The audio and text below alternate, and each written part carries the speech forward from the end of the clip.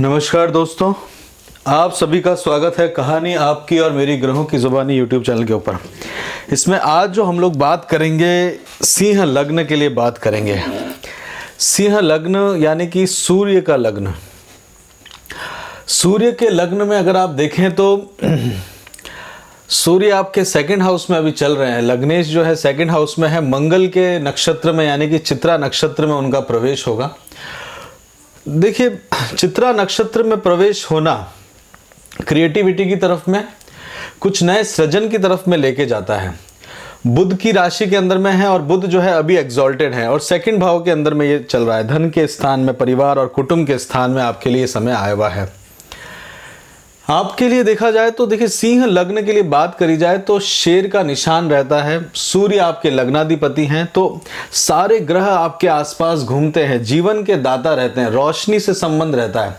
और पंचम स्थान का स्वामी यानी कि त्रिकोण के स्वामी का लग्न में फर्स्ट हाउस में आ जाना, जहां पे सूर्य फर्स्ट हाउस के अंदर में उच्च के होते हैं, तो सेल्फ इंटरेस्ट, महत्वाकांक्षा जिसे कहते हैं, जो सेल्फ को लेके चलता है, मतलब जो स्वाभिमान को जिसे कहा जाता है अपने, क्योंकि सूर्य जो है वो आत्मकारक भी रहता है। तो फर्स्ट थिंग, बेस, उसकी तरफ में आपका इंटरेस्ट आपको बनाए रखता है। और मंगल जो है वो आपके लिए देखिए कारक ग्रह है। मंगल आपके लिए देखिए चतुर्थ स्थान के स्वामी है, नवम स्थान के स्वामी भी, और नवम स्थान जो होता है लक का होता है, भाग्य का होता है, तो भाग्य के कारक भी रहते हैं। तो कारक ग्रह, तो आप लकी भी रहते हैं। मतलब सूर्य लगने वाले अगर आप हैं तो सिंह लग्न आपका है, तो लक का आपका आप सपोर्ट करता है, और लक आपको सपोर्ट करता है तो इसके आप कई बार अपने जीवन में देखेंगे कि लक के कारण आप काफ़ी अच्छी ग्रोथ भी आपको जहाँ ज़रूरत पड़ी है वहाँ पर आपको मिली होगी। यहाँ पे मंगल अभी 10वें स्थान में चल रहे हैं कर्म क्षेत्र में, और अभी लक के भाव के स्थान में राहु चल रहे हैं, तो लक का सपोर्ट इस समय में थोड़ा सा कम होते हुए दिखा है। भरणी नक्षत्र में चल रहे हैं राहु यानी कि शुक्र के नक्षत्र में। शुक्र आपके तीसरे स्थान के स्वामी यानी कि दो स्थान के स्वामी है, नेगेटिव स्थान के स्वामी है। और शुक्र जो है वो आपके लिए कर्म स्थान के यानी कि उच्च स्थान के स्वामी भी। यहाँ पे मंगल का भी मूवमेंट आपको लेके चल रहे हैं। लग्न के ऊपर में मंगल की चतुर्दृष्टि बनी हुई है, 1 2 3 4 5 6, सप्तम दृष्टि घर के ऊपर में, और अष्टम दृष्टि आपके बनी हुई है संतान पक्ष के ऊपर में। मंगल का इस समय में मूवमेंट है, मृगशिरा नक्षत्र स्वयं के ही नक्षत्र में है। भाग्य का सपोर्ट, संतान को भाग्य का सपोर्ट देखने को मिलेगा, प्रोटेक्शन देखने को मिलेगा। आप अपनी संतान को प्रोटेक्शन देने का कोशिश इस समय में करेंगे। घर परिवार के लिए काम करेंगे। यहाँ पे आपके वृश्चिक राशि आती है, मंगल की ही राशि आती है। प्रॉपर्टी, बिल्डिंग और उस तरह के कार्यों में आपको लेके जाएगा। मंगल को यहाँ पे दिग्बल प्राप्त होता है कर्म क्षेत्र के अंदर में। कर्म क्षेत्र के प्रति आपको कहीं ना कहीं अपने कार्य के अंदर में कुछ ग्रोथ होते हुए आपको इस समय में दिख रही होगी।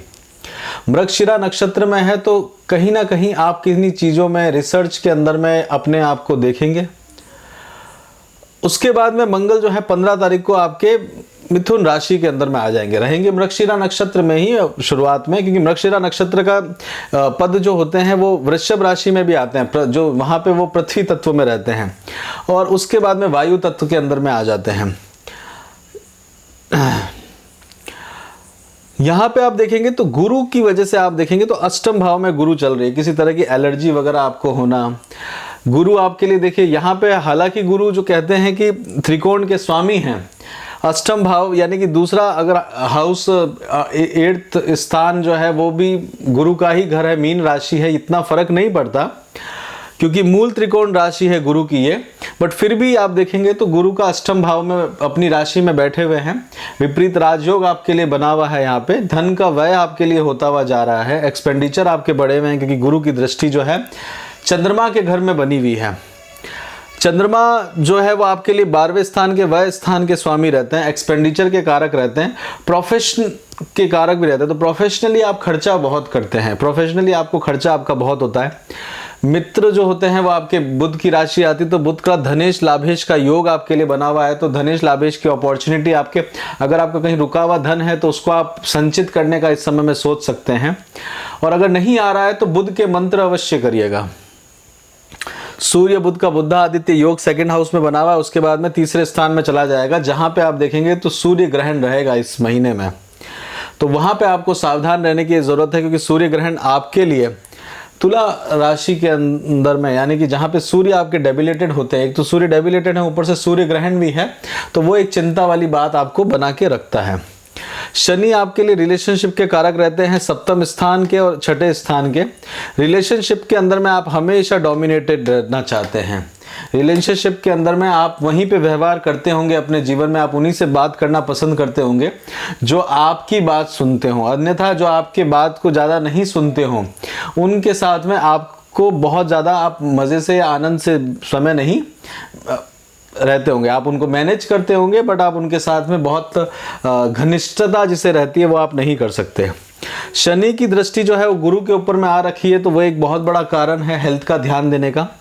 शनि की सप्तम दृष्टि जो है वो 12वें स्थान में है और 10वीं दृष्टि आपके पराक्रम स्थान में केतु के ऊपर में बनी हुई है। राहु का शनि जो है धनिष्ठा नक्षत्र में यानी कि मंगल के नक्षत्र में है, तो आपके कर्म स्थान को प्रभावित कर रहा है। आपके जो आपका कर्म क्षेत्र है वहां पे आपको रिजल्ट्स इसके नेगेटिव होते हुए थोड़े से दिख रहे होंगे। राहु भी भरणी नक्षत्र में चल रहे हैं और केतु विशाखा नक्षत्र में चल रहे हैं, और विशाखा नक्षत्र गुरु का नक्षत्र जो अष्टम भाव में है, जो पराक्रम को थोड़ा सा कमी में लेके आता है। यहां पे अगर आप देखें तो त्रिकोण के स्वामी गुरु जो है वो अष्टम भाव में चल रहे हैं और मंगल जो है वो आपके उपचय स्थान के अंदर में यानी कि कर्म क्षेत्र के अंदर में चल रहे हैं, अपने आप में मृगशिरा नक्षत्र के अंदर में।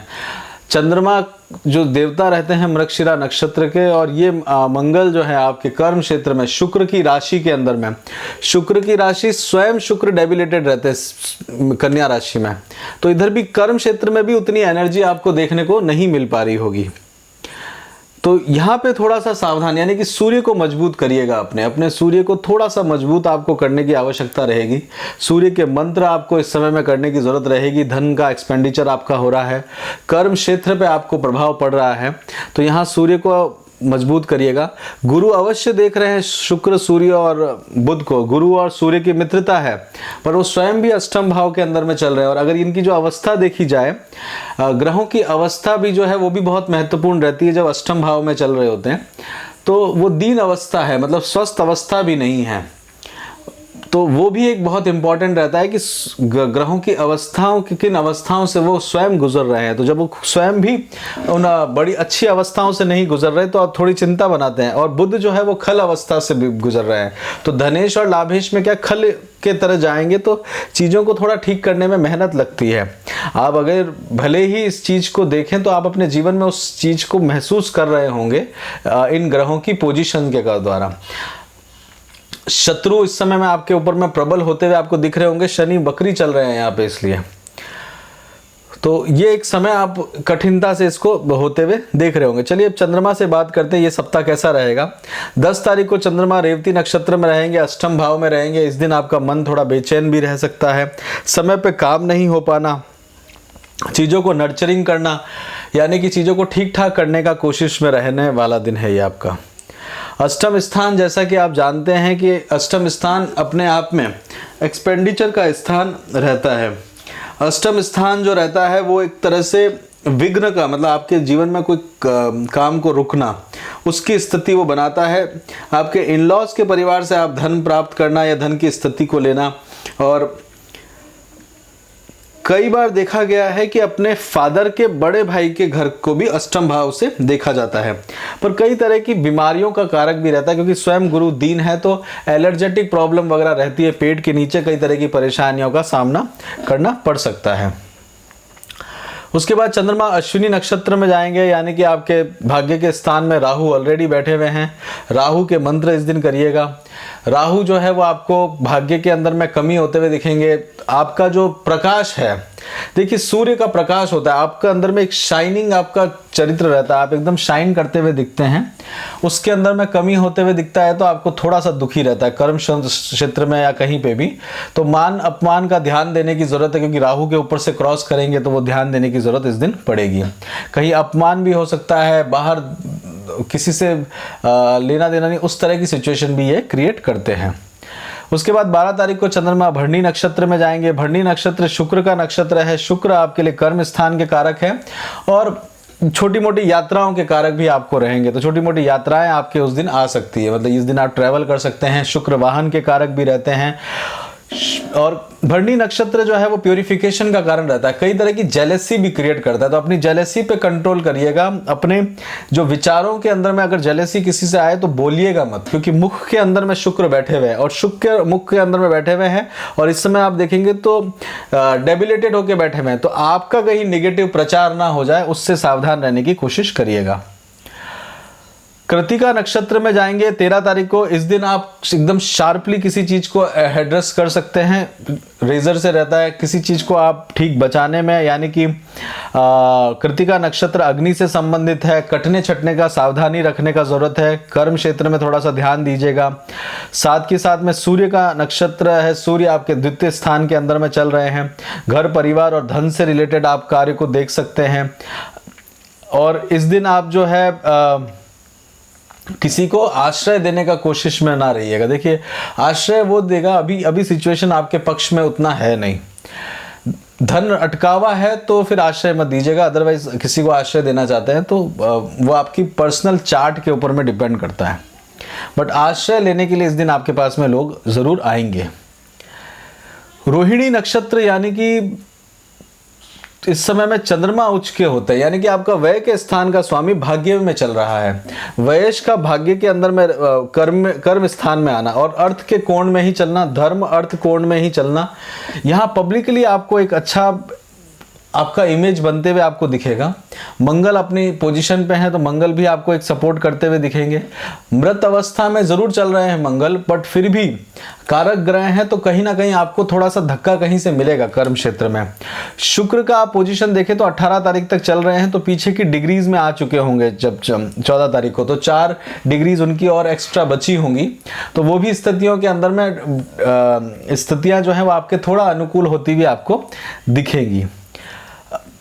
फिर उसके बाद में 15 तारीख को मृगशिरा नक्षत्र में जाएंगे, जहां पे 15 तारीख को आपको काफी चीजें अपनी क्लियर होते हुए दिखेंगी। जीवन में जो भय है वो उत्पन्न हुआ होगा, उनके बारे में आप छानबीन करते हुए दिखेंगे।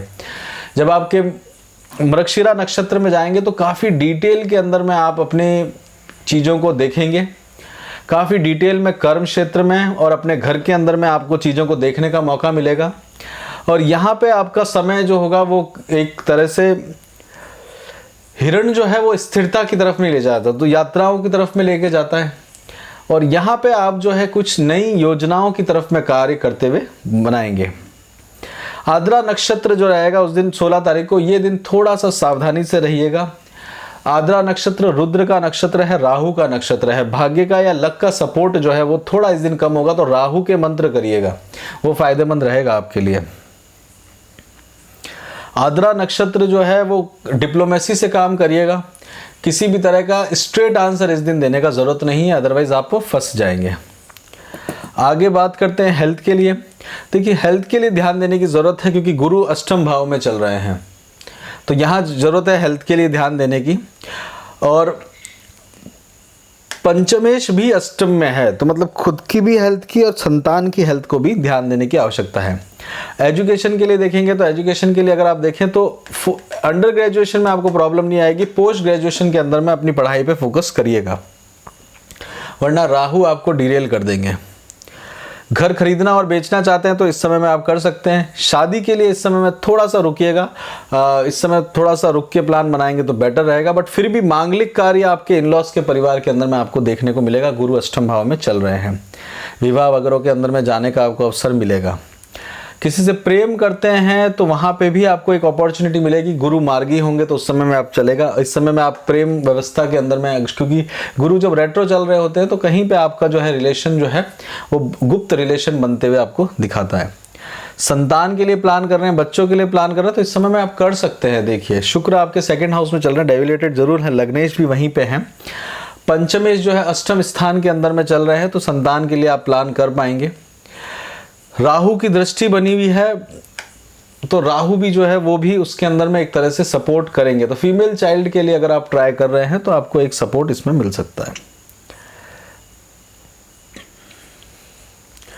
ओवरसीज अगर आप जाना चाहते हैं, जॉब के लिए देखा जाए तो जॉब में थोड़ी तनातनी है। आपके बिजनेस के अंदर में प्रॉफिट के लिए थोड़े से पैसे आपके रुके हुए होंगे, ओवरसीज़ आप जाना चाहते हैं तो ओवरसीज़ के लिए ये समय आपको अनुकूलता दे रहा है। और घर आप जाना चाहते हैं तो घर जाने का भी रास्ता आपके लिए साफ है। शत्रुओं के लिए शनि की उपासना करिएगा, शत्रु हावी ना हो इसलिए। और पीपल को जल चढ़ा सकते हैं आप शनिवार के दिन, और पंचामृत डाल के, मतलब दूध के साथ में, कच्चे दूध के साथ में। शेयर मार्केट में इस समय में बहुत ज़्यादा फायदा नहीं दिखेगा आपको।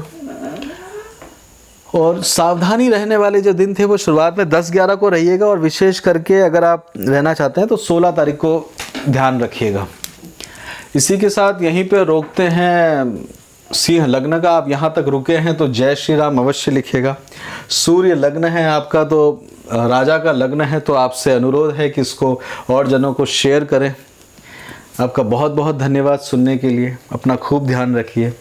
जय श्री राम।